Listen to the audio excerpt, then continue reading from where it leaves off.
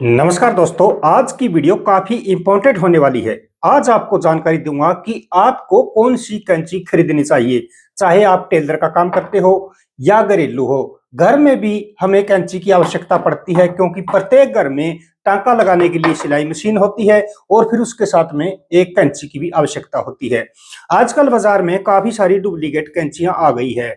तो कैंची हमारी मैन होती है, अगर कैंची सही से कपड़ा ना काटेगी तो हमें टेलर के काम में काफी परेशानी होने वाली है। तो आज जान लो आपको कौन सी कैंची खरीदनी चाहिए।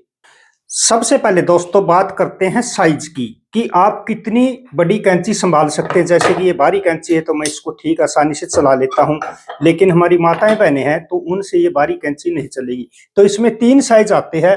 ये 2 कैंचियां जो 10 नंबर बोली जाती है 10 इंची, ये 11 इंची है और ये 2 कैंची है जो 12-12 इंची है।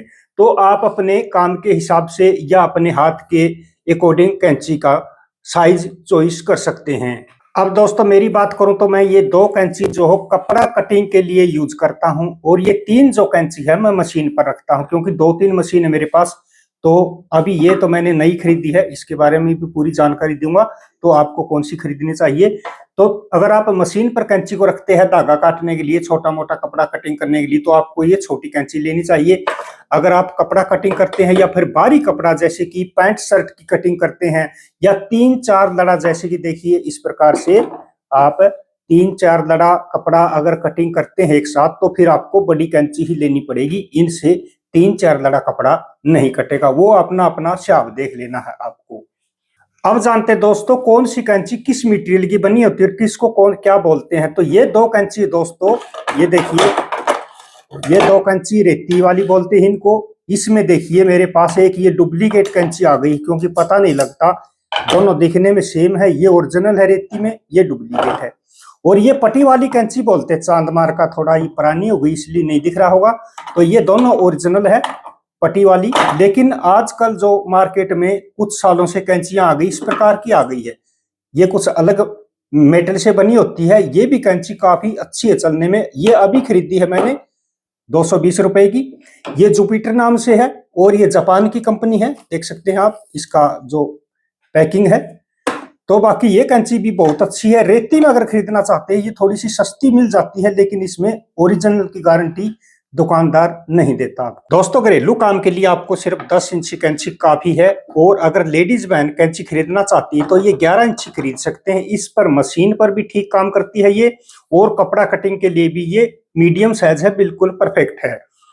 अगर टेलर भाई कैंची खरीदना चाहते हैं तो कपड़ा कटिंग के लिए हमेशा 12 इंची कैंची खरीदें। मशीन के लिए आप कौन सा साइज भी ले सकते हैं क्योंकि 12 इंची कैंची जो है काफी मोटा कपड़ा भी आसानी से काट देती है।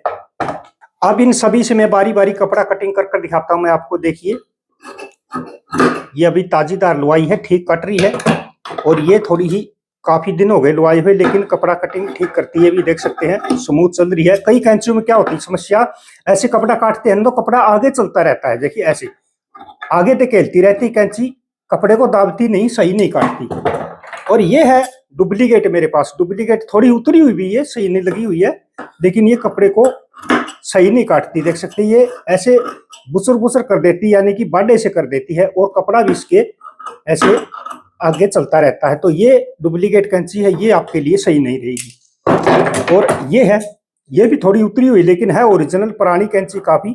ये काफी दिनों से लुआई नहीं है, उतर गई है, लेकिन कैंची बहुत अच्छी है। अब इसको चलाकर दिखाता हूँ। अभी खरीदी है मैंने 2 दिन पहले ही। तो ये बहुत अच्छी कैंची है, काफी स्मूथ चलती है, बिल्कुल हल्की कैंची है, पता भी नहीं लगता कि हाथ में कैंची पकड़ रखी है। तो जापान की कंपनी है, कोई दिक्कत नहीं है। दुकानदार इस पर आपको कुछ वारंटी भी दे देता है।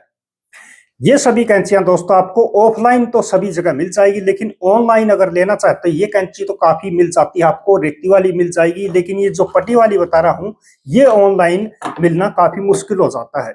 तो आशा करता हूं आप समझ गए होंगे कि आपको कौन सी कैंची खरीदनी चाहिए, कौन सी कैंची किस प्रकार की कटिंग करती है, क्या डिफरेंस है। तो वीडियो पसंद आई तो वीडियो को लाइक करें, ज्यादा से ज्यादा वीडियो को शेयर करें और हमारे चैनल को सब्सक्राइब करें।